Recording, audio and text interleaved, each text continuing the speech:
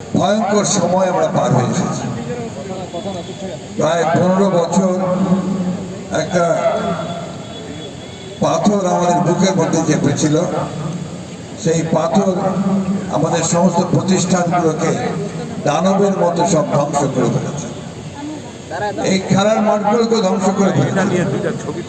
এই ঠাকুরগাঁয়ের খেলার মাঠে আমার ব্যক্তিগত স্মৃতি অনেক অনেক, সেই সব বলে আমি এখন আর সময় নষ্ট করব না। শুধু এইটুকু বলতে চাই, এই মাঠের সঙ্গে আমার সম্পর্ক ছিল অঙ্গাঙ্গিভাবে জড়িত।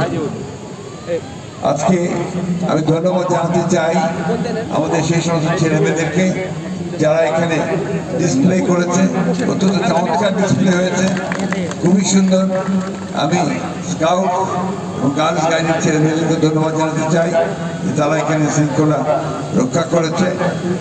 সবচেয়ে বড় কথা হলো যে আমাদেরকে এই যে একটা ভূমিকম্প হয়ে গেল, আমাদের তরুণেরা, আমাদের ছাত্ররা যেভাবে একটা ছাত্র জনতা অভ্যুত্থান সংগঠিত করে আমাদেরকে নতুন বাংলাদেশ নির্মাণ করবার একটা সুযোগ সৃষ্টি করে দিল, সেই সুযোগটা যেন আমরা গ্রহণ করি।